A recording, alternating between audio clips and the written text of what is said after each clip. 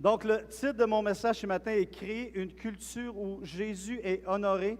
Et on va lire ensemble dans Jean chapitre 5, versets 19 à 23. Jean 5, 19 à 23.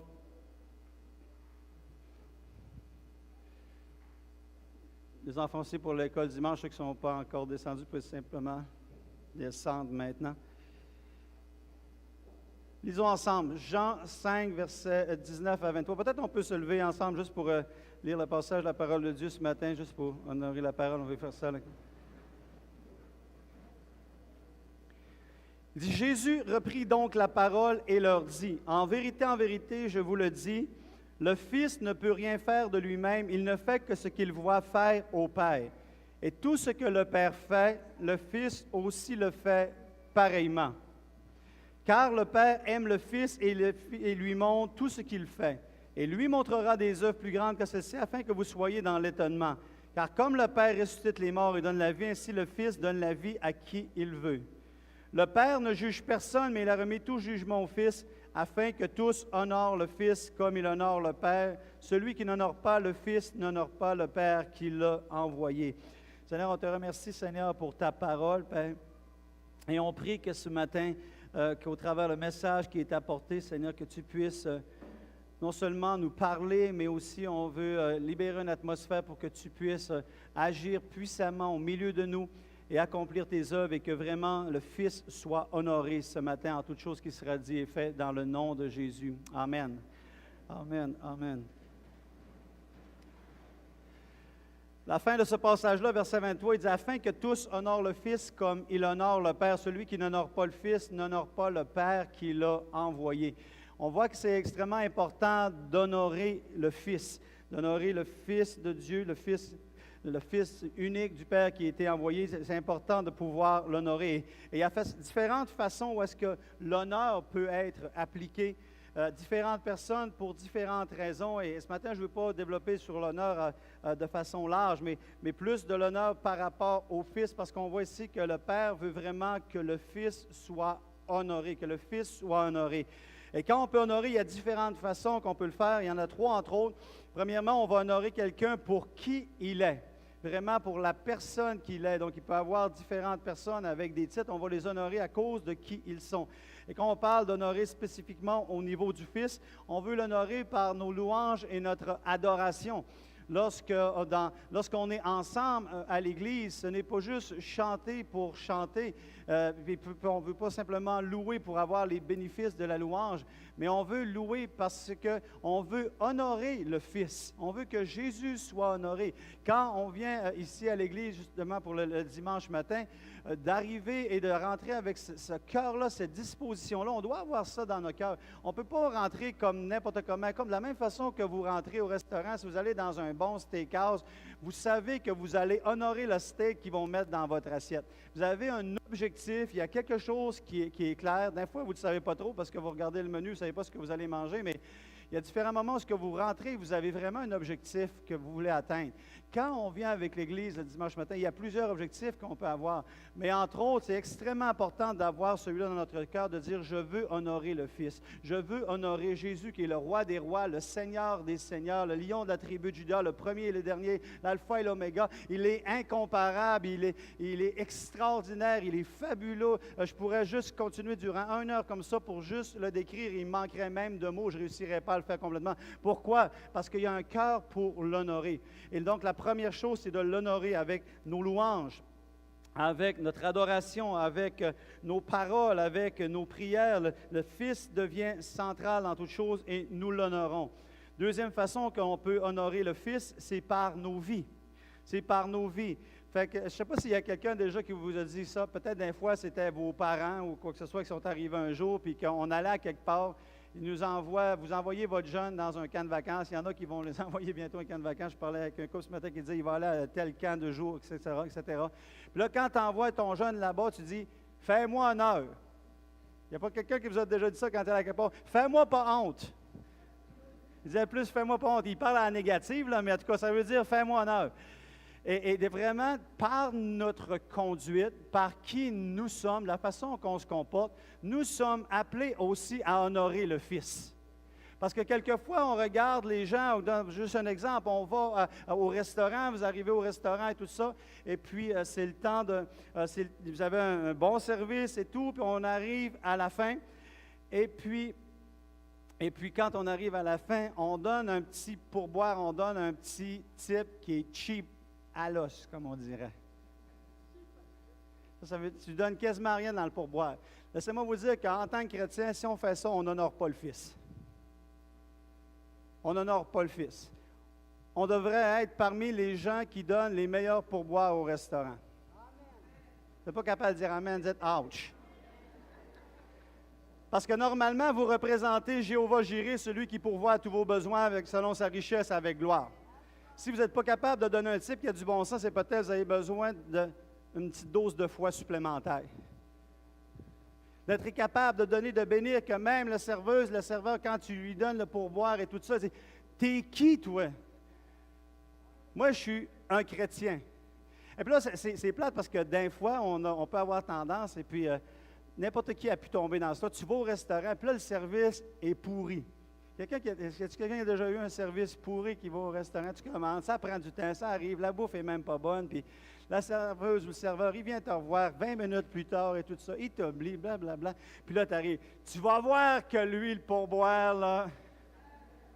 Hein?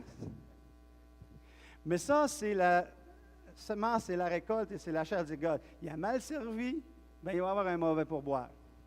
Mais en tant qu'enfant de Dieu, la grâce, c'est quoi? C'est une faveur imméritée. De pouvoir le bénir. Je donne l'exemple au niveau du restaurant et tout ça, simplement pour dire, parce que c'est un exemple dans lequel c'est manifeste notre comportement, notre conduite, notre façon d'être, doit honorer le Fils. On doit vraiment honorer le Fils.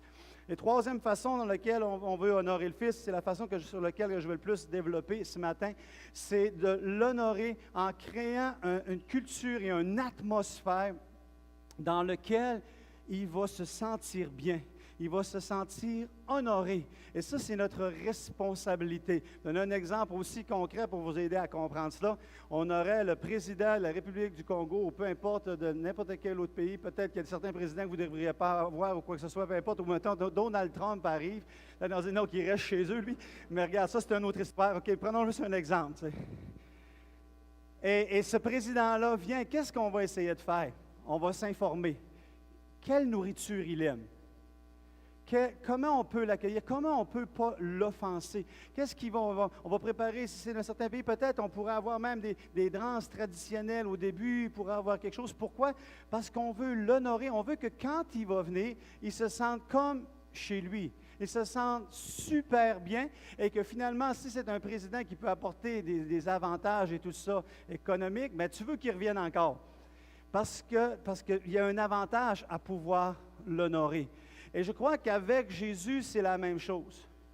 Même la Bible nous dit de ne pas éteindre l'esprit, de faire attention de ne pas éteindre l'esprit, tout ça. Donc, il y a des circonstances, il y a des choses qui font que Jésus va se sentir honoré ou non.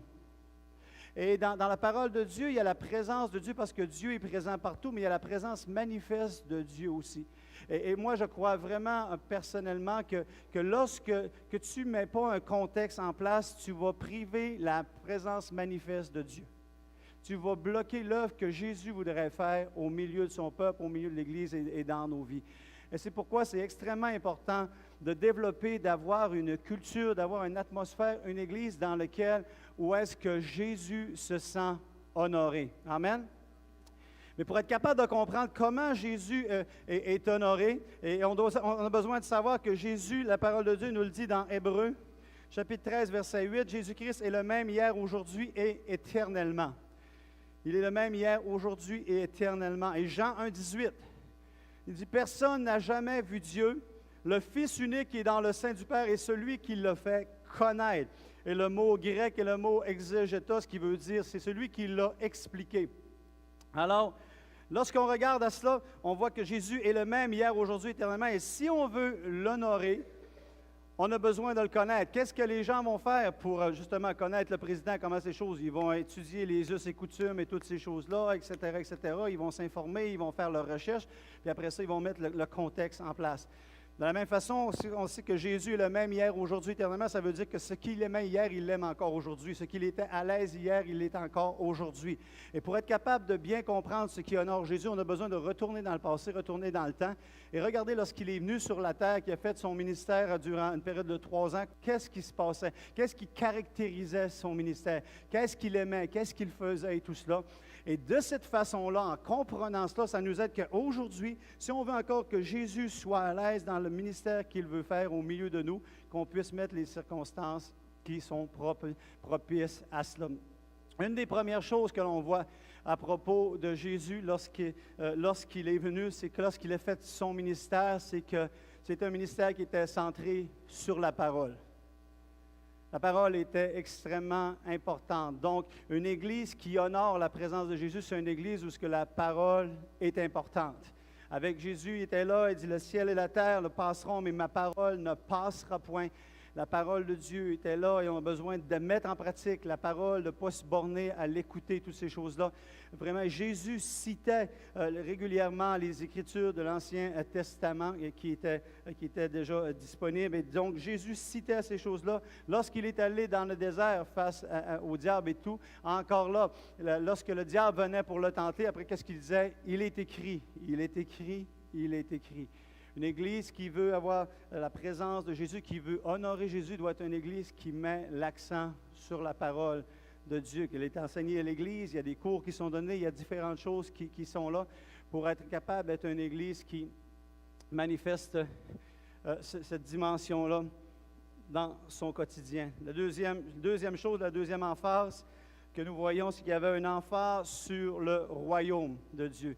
Il y avait une emphase sur le royaume. Quand on regarde aux écrits de Jésus, particulièrement Matthieu et même les autres évangiles, régulièrement, Jésus nous parlait sur le royaume. Il disait, le royaume est comme ceci, le royaume est comme cela, le royaume est comme ceci, le royaume est comme cela. Vous remarquez vraiment, si vous regardez au niveau de ce que Jésus faisait, l'accent principal, le message qu'il prêchait, c'est le message du royaume. Et si on veut être comme Jésus, c'est un message, c'est une thématique qui doit revenir constamment parce que c'est quelque chose qui préoccupait Jésus, le règne de Dieu, que ton règne vienne sur la terre comme au ciel. Donc, il enseignait sur le royaume et arrivait avec différents exemples. Le royaume ressemble à ceci, le royaume ressemble à cela, le royaume est de telle façon. Laissez-moi vous donner une autre parabole pour vous dire à quoi ressemble le royaume. C'était vraiment... Il n'y a pas l'évangile du salut, de la conversion, ces choses-là, c'est venu avec le temps. Jésus apportait les gens à se tourner, à aller vers lui, puis dans les actes, on le voit, mais le message principal de Jésus tournait alentour du royaume. À chaque fois même qu'il y avait des miracles qui se produisaient, il disait quoi? Il dit, le royaume, c'est approché de vous. Le royaume de Dieu, donc le règne de Dieu, c'est approché de vous. Et non seulement ça, mais dans toute la conduite qui était donnée, il nous disait aussi comment on doit vivre un citoyen du royaume. On vous dit telle affaire, on vous a dit de ne pas commettre l'adultère, mais moi je vous dis que celui qui convoite déjà dans son cœur a déjà commis l'adultère. On vous dit tu ne tueras pas, mais il disait celui qui traite son frère de fou, ces choses-là, déjà lui-même a commis un meurtre, il est en position de péché. Donc il y avait vraiment une exhortation, une transformation du comportement, parce que dans cette identité-là du royaume, il y a un comportement qui doit vraiment connecter avec cette réalité-là. Donc, il nous appelait à changer notre pensée, à se repentir. Parce que la repentance, c'est vraiment c'est un changement de direction, c'est de se réaligner dans la direction que Dieu veut qu'on puisse se réaligner. Donc, il parlait de plusieurs comportements qui apportaient les gens à se repentir. S'il y a ton ennemi qui est là, qui te fait du mal, toi, bénis tes ennemis, fais du bien. Donc, lorsque Dieu te parle et te dit, OK, s'il y a des ennemis qui sont là, qui te fassent du bien, mais toi, il faut que tu changes ton cœur, que tu te repentes, parce que peut-être tu n'avais pas l'habitude de faire du bien à ceux qui te faisaient du bien. Mais maintenant, tu dis, c'est fini, je me repens, et à partir de maintenant, je vais faire du bien à ceux qui me font du mal, etc., etc. Et donc, cette emphase-là a été mise sur le royaume. Donc, une Église qui veut encore honorer le Fils, premièrement, la parole est présente, les formations, perfectionnement qui sont données aux gens, l'Évangile du royaume, le message du royaume est présent. Troisième chose, la prière. La prière, on voit comment que Jésus était, déjà dans le début de son ministère, part dans le désert, va prier là-bas, passe un temps etc. Et puis il sort du désert et dans la suite des temps, Jésus constamment, qu'est-ce qu'on voyait? Il allait, il passait la nuit en prière. Ça levait tôt le matin, il était en prière. Quand vient le temps d'arriver, juste le temps où il va au jardin de Gethsémani, juste avant d'aller et puis de passer au travers la crucifixion et toutes les souffrances, il est allé prier, demander à ses disciples, venez prier avec moi. Donc Jésus nous montre l'importance de la prière, c'est prier. La chair est faible, l'esprit bien disposé, mais la chair est faible. Priez, veillez, priez afin de ne pas tomber en tentation. Donc, une Église qui veut honorer Jésus, qui veut vraiment avoir les circonstances maximales, favorables pour son action, doit être une Église de prière. C'est pourquoi nous avons l'équipe de prière, intercession qui est ici à l'Église, des temps de jeûne et prière durant différents moments durant l'année, que les gens sont encouragés à prier individuellement, etc., etc., parce que Jésus nous démontre que l'atmosphère de prière est extrêmement importante. Amen. Quatrième chose, l'honneur, la louange et l'adoration. On voit au travers le ministère de Jésus à différents moments où il dit même si la louange va sortir de la bouche des enfants et que si vous ne me louez pas, il y a une place qui dit si vous ne voulez pas, les pierres vont crier, les pierres vont louer. Jésus, à différents moments, parlant vers le Père, il disait Père, je te remercie, je te loue, Père, que tu m'exauces toujours. L'aspect de la louange, l'aspect de l'adoration était vraiment présent. Quand on l'a vu tantôt dans le passage, d'honorer le Fils, honorer le Père. Toute cette atmosphère-là, quand Jésus est rentré aussi à Jérusalem sur le dos d'un ânon, avec la foule qui chantait, qui déclarait « Hosanna, Hosanna, béni soit celui qui vient au nom du Seigneur ». Donc la louange et l'adoration est un aspect qui est extrêmement important aussi dans le désir de Dieu, dans le désir de Jésus de pouvoir baigner et puis d'apporter sa présence. Dans l'Ancien Testament, on parle que Dieu siège au milieu des louanges de son peuple. Il y a vraiment quelque chose qui se passe au travers de la louange. Et c'est un aspect qui est vraiment important. Lorsqu'on regarde au ministère de Jésus aussi, lorsque Jésus était là, on voit une autre chose que l'on remarque, c'est qu'il apportait beaucoup d'inconfort. Jésus apportait l'inconfort dans la structure, dans les gens qui étaient conservateurs. Et quels étaient les gens qui étaient les plus inconfortables? Les pharisiens, les scribes, les sadducéens, les gens qui avaient une tendance religieuse.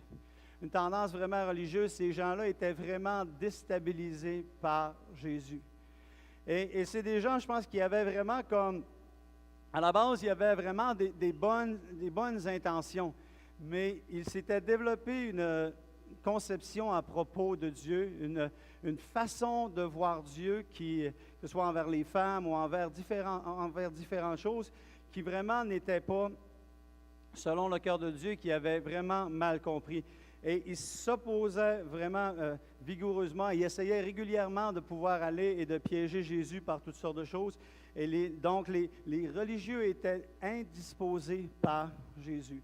Et quand Jésus rentre dans nos vies, il y a quelqu'un qui a dit, dans l'Ancien Testament, il dit, Dieu est venu pour consoler les affligés et affliger les confortables.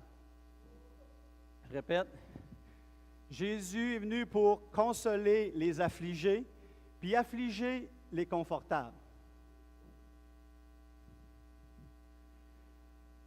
C'est une révolution quand Jésus rentre dans nos vies. Il y a des choses que oui, on comprend, il y a des choses vraiment qu'on est habitué avec, mais il y a certaines autres choses qui sont extrêmement difficiles.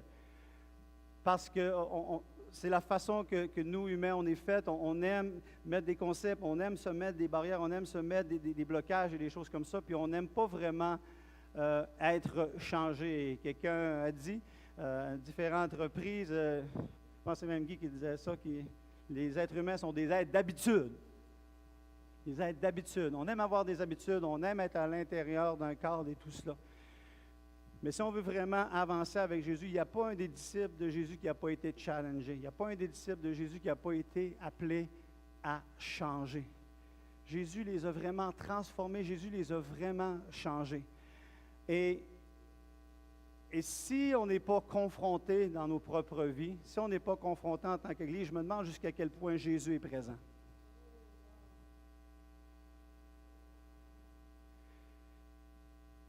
Et ceux qui n'avaient pas cet esprit-là religieux ont été capables de plus absorber le changement, accepter le changement.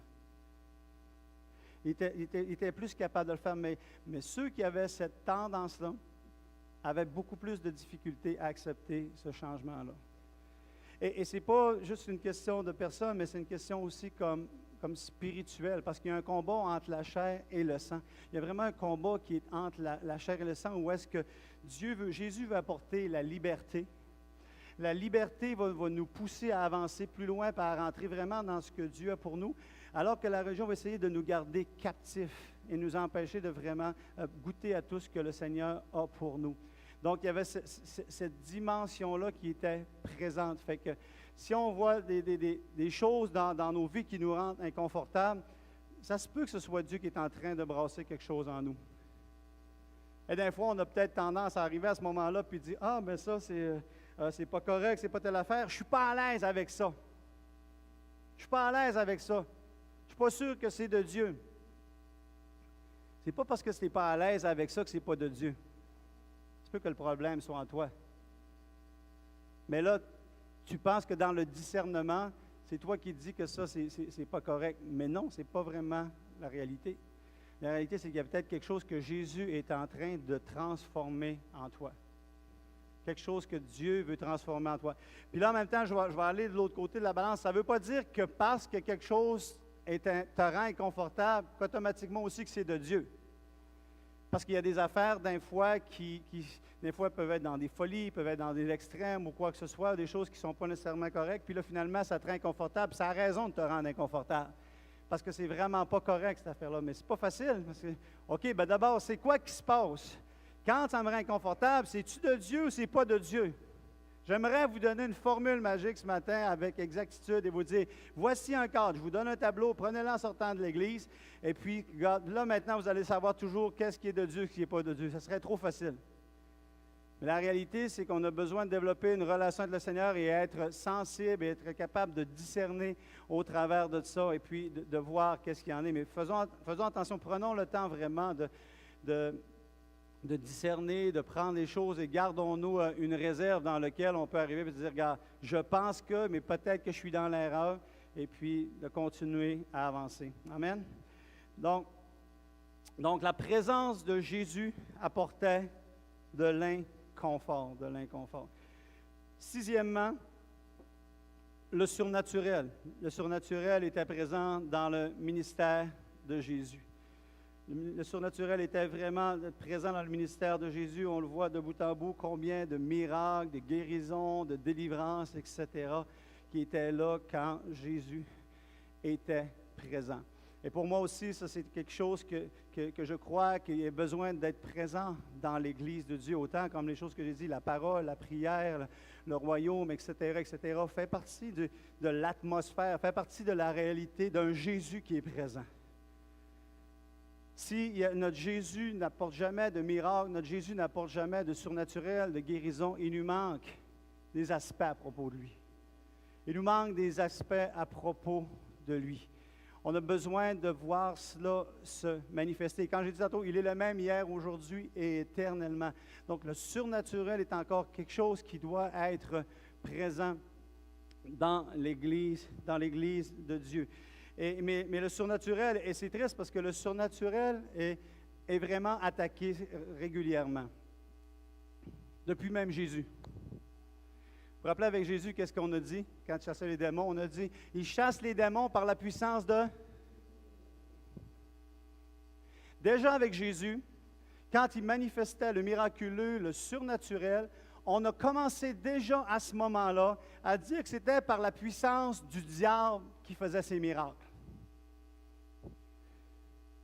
On accusait vraiment, parce qu'il y avait sûrement des miracles qui étaient là, il y avait quelque chose de surnaturel qui était diabolique, qui n'était pas de Dieu, pour qu'on dise que c'est par cette puissance-là qu'il chasse. Parce qu'il voyait bien qu'il chassait, il voyait bien qu'il y avait une manifestation surnaturelle qui était là. Il voyait, c'était clair. Donc il disait, bien écoute, ça marche, on voit bien qu'il chasse les démons, on voit bien qu'il y a une puissance, on voit bien qu'il y a de la guérison, on voit bien qu'il y a ces choses-là, mais pas de Dieu, là, cette affaire-là. C'est pas de Dieu. Et c'est Tony, dernièrement, il me parlait, c'était une chance que le monde me donne des idées de faire des prêches, sinon je ne serais pas capable de faire vraiment de ça. Tony disait, il y a des gens des fois qui disent, il y a une différence entre dire c'est pas biblique que c'est pas de Dieu.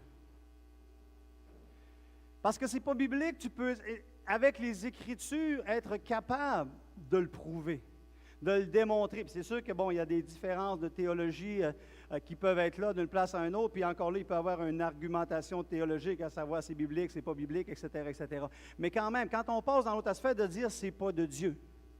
Tony avait dit, il dit au travers de ça, il dit, écoute, est-ce que toi, tu es dans le conseil de Dieu pour être capable de nous affirmer à 100%, tu as mangé avec Dieu, tu as soupé avec Dieu pour qu'il puisse te dire que ça, c'est pas de Dieu? Parce que quand tu dis que c'est pas de Dieu, c'est que tu es en train d'interpréter quelque chose, de regarder quelque chose qui est pas défini de façon concrète, mais qui c'est simplement une impression, comme avec Jésus là. Parce qu'il n'y avait rien qui disait, il y avait rien qu'une impression, il voyait qu'il faisait des miracles, puis il n'y avait rien avec les Écritures, il n'y avait rien au niveau biblique qui pouvait dire, bien, ça, c'est pas biblique. Tout ce qu'il pouvait dire, c'est pas de Dieu. Il voulait vraiment s'arrêter à dire, c'est pas de Dieu. Donc, il jugeait l'action de Dieu. Et il se retrouvait vraiment dans des positions qui étaient graves parce qu'il ne reconnaissait pas. Puis, rappelez-vous, dans la parole de Dieu, il y a un seul péché qui n'est pas pardonnable. C'est le blasphème contre le Saint-Esprit. Et le baptême du Saint-Esprit, plusieurs théologiens s'entendent à dire que c'est de ne pas reconnaître l'œuvre et l'action du Saint-Esprit qui peut nous mettre dans cette position-là, et en particulier à propos du salut, parce que si tu ne reconnais pas l'œuvre du Saint-Esprit, c'est le Saint-Esprit qui t'amène à la repentance. Donc, si tu ne reconnais pas le Saint-Esprit t'amène, tu ne peux pas aller parce que c'est l'Esprit de Dieu qui t'attire. Mais il est en train de juger l'œuvre et l'action du Saint-Esprit sans aucune preuve concrète. Le Dain disait, ça ne marche pas, ce n'est pas de Dieu, ces miracles-là. Laissez-moi vous dire que c'était vrai au temps de Jésus et c'est encore vrai aujourd'hui. C'est encore vrai aujourd'hui où est-ce qu'on attaque le surnaturel, où on attaque le miraculeux de différentes façons. Le miraculeux, le surnaturel est encore attaqué parce que le diable sait qu'il y a une puissance. Il y a une puissance dans le surnaturel, il y a une puissance dans le miraculeux. Le temps où est-ce que l'Église de Dieu a le plus explosé, a le plus avancé dans le livre des Actes, est-ce que le miraculeux était présent? Il était de bout en bout. Ça commence avec le baptême du Saint-Esprit, les gens qui prient en langue, le feu de Dieu qui tombe. Il y a des gens qui sont ressuscités, il y a des gens qui sont guéris au travers les mouchoirs de l'apôtre Paul. Il y a l'ombre de Pierre guérit les gens aussi. Philippe il est apporté dans un endroit, il s'en va directement téléporté dans un autre endroit. Il y a quelqu'un qui se convertit. Les anges de Dieu sont relâchés. Les prisons sont ouvertes. Le surnaturel, le miraculeux, les signes et les prodiges se faisaient par la main des apôtres. C'était puissant, c'était quelque chose de puissant qui se passait. Le surnaturel était là. L'apôtre Paul a dit aussi, nous ne sommes pas venus parmi vous avec les discours de la sagesse et de la persuasion, mais avec une démonstration de puissance. Puissance, puissance. Donc le surnaturel, le miraculeux a apporté l'explosion de l'Église. Et je crois qu'encore aujourd'hui, comme au travers les générations, lorsque le surnaturel et le miraculeux est présent, on peut apporter l'Église encore beaucoup plus loin et bouleverser des villes, bouleverser des nations. Et comprenez-moi bien, je ne dis pas que les églises qui ne croient pas vraiment dans le surnaturel ou dans le miraculeux sont des mauvaises églises, qui ne peuvent pas avoir des programmes, qui ne peuvent pas faire quelque chose de bien, qui ne peuvent pas sauver des âmes, etc., etc. Non, on doit respecter chaque personne, chaque église, chaque dénomination, chaque organisation, chaque ministère et tout ça, et les honorer pour qui ils sont. Mais nous, en tant que source de vie et dans l'appel que le Seigneur nous donne, on croit vraiment que le surnaturel et le miraculeux est extrêmement important. Et chaque Église a sa vision, chaque Église a un peu sa responsabilité pour aller plus loin et toucher les nations. Encore cette semaine, on avait ici à l'Église, et on était vraiment bénis. Mardi soir et mercredi, on avait un rassemblement, comme vous savez, on l'a annoncé dans les derniers temps, avec Canada on Track pour prier pour un réveil et puis prier que le Seigneur puisse toucher le Canada d'un océan à l'autre et tout cela. Et puis on avait mardi et mercredi, à peu près 115 personnes dans les 2 soirs, 230 personnes en 2 soirs.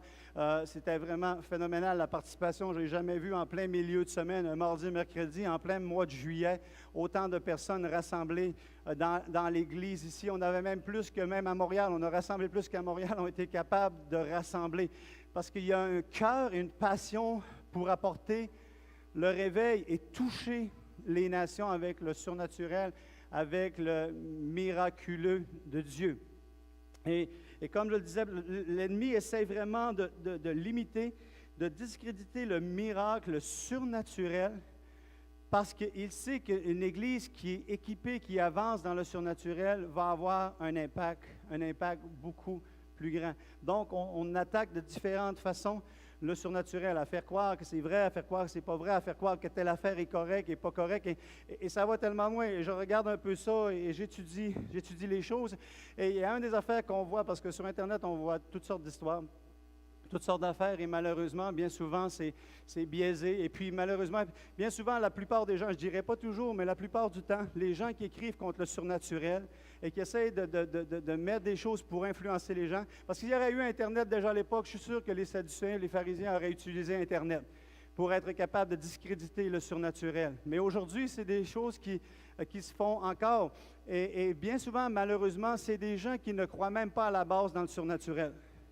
Et puis après ça, il va y avoir toutes sortes de choses qui vont être écrites, qui vont être dites, qui vont être mises en vidéo, qui sont teintées. Et que si on s'assoit et qu'on regarde vraiment au niveau des Écritures, on est capable facilement de renverser toutes ces théories-là, renverser toutes ces choses-là.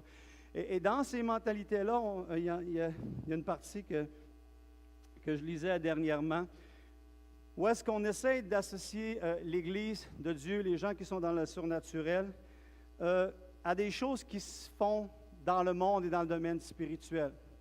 Et on dit, entre autres, que l'Église imite le monde et va chercher des choses du Nouvel Âge ou du spiritisme ou des choses comme ça. Et puis, lorsqu'on regarde ça, ça paraît très beau à la base parce qu'on est en train de dire que l'Église imite le monde puis font des choses que le monde dans le domaine spirituel et occulte font.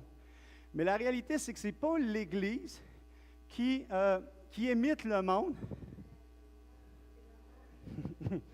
Vous avez compris? Mais c'est que l'Église, à un moment donné, a oublié, et il y a des gens, particulièrement dans le mouvement Nouvel Âge, au travers de certaines générations, qui ont découvert des lois spirituelles. Et ayant découvert ces lois-là spirituelles, ils ont commencé à les appliquer.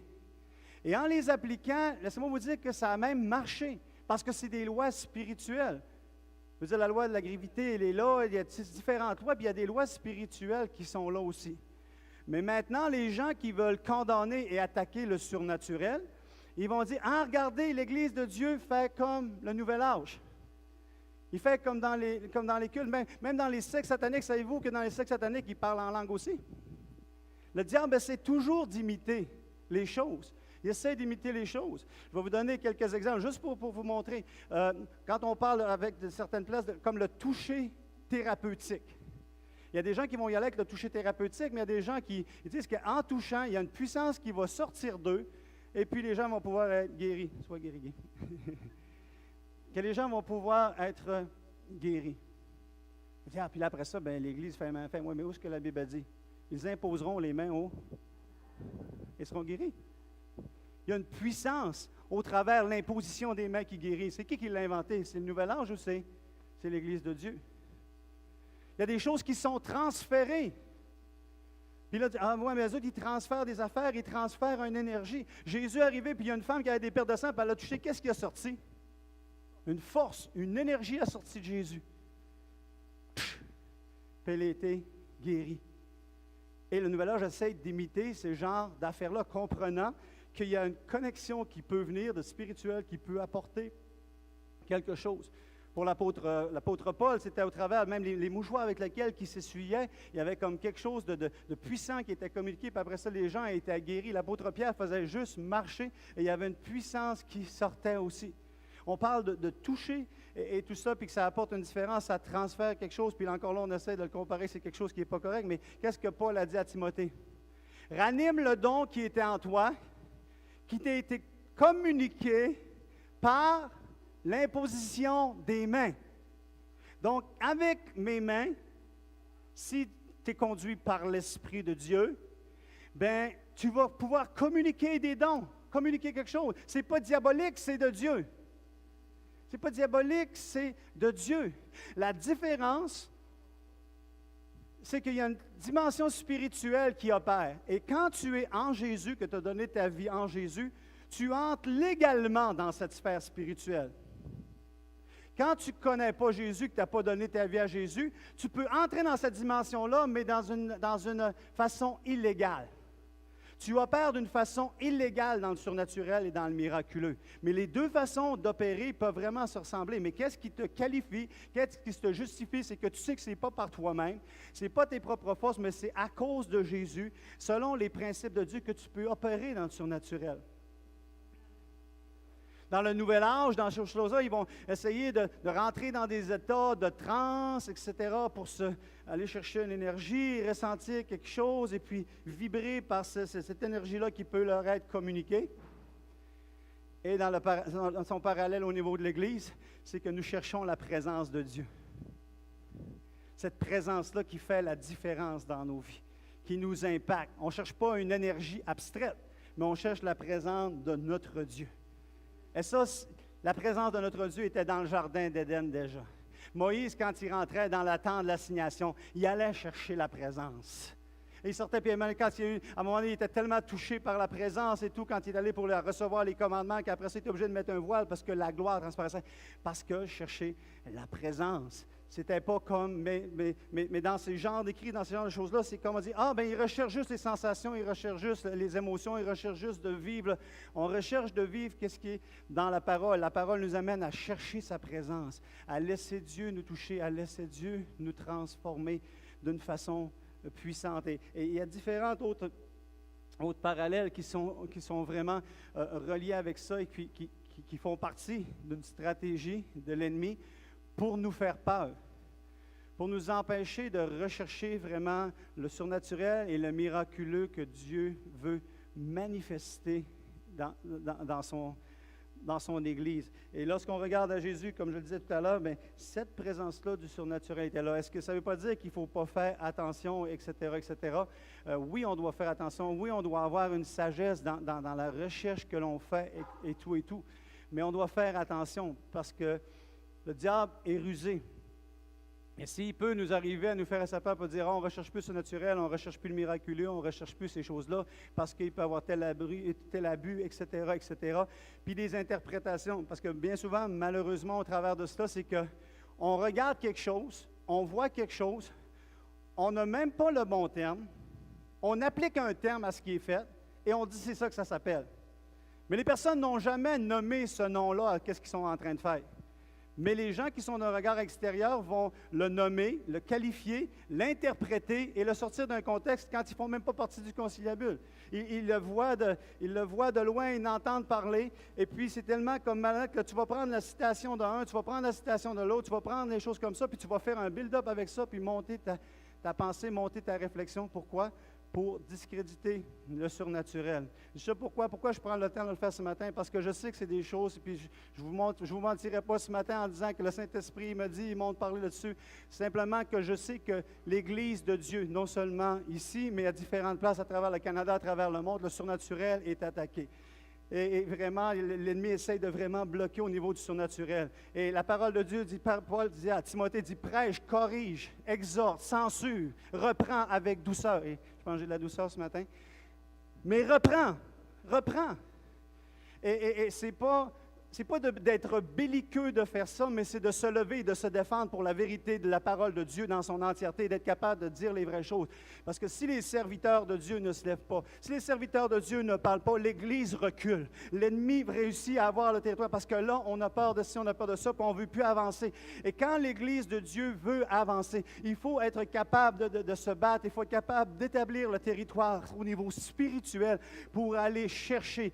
Il y a une Église qui a besoin de se lever au Québec. que s'il y a une Église qui est capable de toucher cette province-là, ça ne sera pas une Église qui va juste avec les discours de la sagesse et de la persuasion. Ça va être une Église, comme avec l'apôtre Paul disait, qui va avoir besoin de marcher dans la puissance et qui va avoir besoin de se tenir spirituellement, qui va avoir besoin de dire, nous allons croire dans le surnaturel, nous allons marcher avec sagesse, on ne prendra pas n'importe quoi comme du cash, mais on va aller et on va avancer avec tout ce que l'Évangile nous donne à avoir. Amen. Et mon septième point, la septième chose, ce matin, après ça, 7 points, après ça, comme avec Dieu, je vais me reposer. Mais le septième, ce qui représentait Jésus, ce qui était important avec Jésus, c'est le meilleur, j'ai gardé le meilleur pour la fin, le sabbat, le repos, c'est l'amour et la compassion. Ce que Jésus veut qu'on puisse rechercher par-dessus toute chose. La prière est faite par amour et compassion. Partager le royaume et faire connaître le royaume, c'est par amour et par compassion. La louange, l'adoration, le surnaturel, le miraculeux, tout ça doit être à la base, basé au niveau de l'amour et de la compassion. Et je pense que c'est la clé. On pourrait faillir et être plus faible dans chacun des 6 autres points que je vous ai partagés. Et je pense que oui, même s'ils sont importants, ça ne serait pas nécessairement aussi grave que cela. Mais le 7e point, sur l'amour et la compassion, je pense que lui, il n'est pas négociable. il est vraiment comme tellement important. Si on s'éloigne de l'amour envers Dieu, si on s'éloigne de l'amour les uns envers les autres, on a tout perdu. Tu peux avoir la science, le don, la connaissance, donner toute ta nourriture pour les malades, plein de choses et tout, dans Corinthiens dit ça, mais si on n'a pas l'amour, on n'est rien. On n'est rien. On n'est rien. Tout doit être orienté avec l'amour. Je pense que s'il y a quelque chose que, vous savez, quand des fois on va manger, puis si admettons que Marie puis Tony nous invitent à aller manger, asseoir? OK. Ah, super. J'avais justement rien, ça fait bien. Tout le comité aussi? OK. Mais s'il me dit, Marie va faire des rouleaux de printemps. Là c'est sûr que j'y vais. C'est sûr que j'y vais parce qu'il y a quelque chose qui est au menu qui fait que je vais vraiment vouloir y aller. Je pense que si on veut inviter Jésus parmi nous, il faut que l'amour soit au menu. Il faut que l'amour soit au menu. Parce que si l'amour est là, ça va m'attirer. Si l'amour est là, je vais vouloir me présenter. Tu pourrais dire à Jésus, le miraculeux est au menu. Il y a des gens qui ont fait des signes, des prodiges, des miracles, puis il va dire, je ne vous ai même pas connu.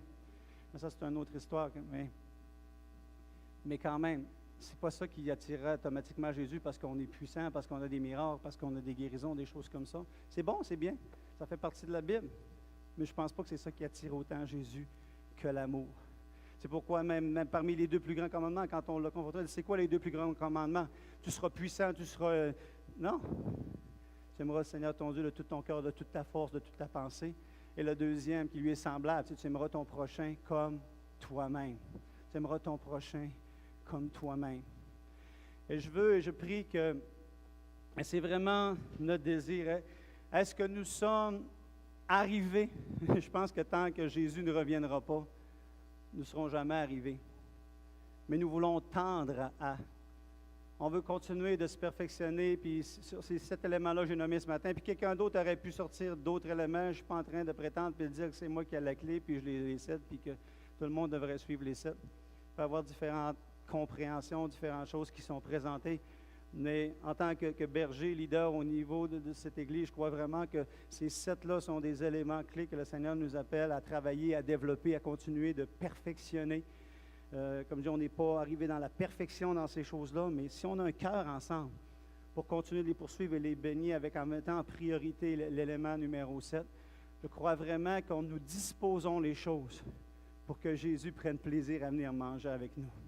Que Jésus prenne plaisir à venir se manifester au milieu de nous et toucher nos cœurs. Et on veut tellement l'honorer parce que c'est pas à propos de nous, c'est pas à propos d'un leader, c'est pas à propos d'une église, mais c'est à propos de Jésus.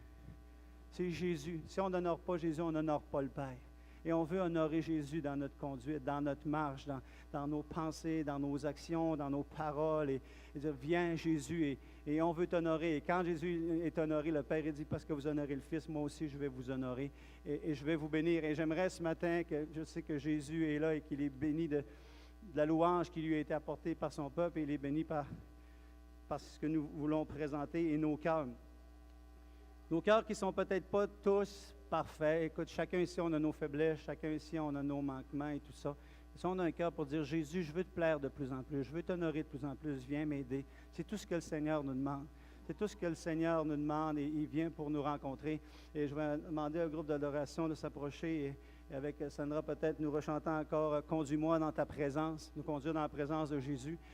Et ceux et celles qui veulent ce matin, alors que le groupe va nous conduire dans la louange, ceux et celles qui veulent qu'on puisse prier pour vous, que Jésus puisse vous toucher, vous avez besoin de guérison, vous avez besoin d'un miracle, vous avez besoin de quoi que ce soit, venez et approchez-vous, non pas des leaders, mais approchez-vous de Jésus et on va prier pour vous. Je vais prier, Pasteur Julie va prier, Pasteur Tony va prier, Claudia, Marcel, Wendy Cooney, c'est d'autres membres du conseil qui est là et tout ça, qui veulent s'avancer pour prier pour les gens.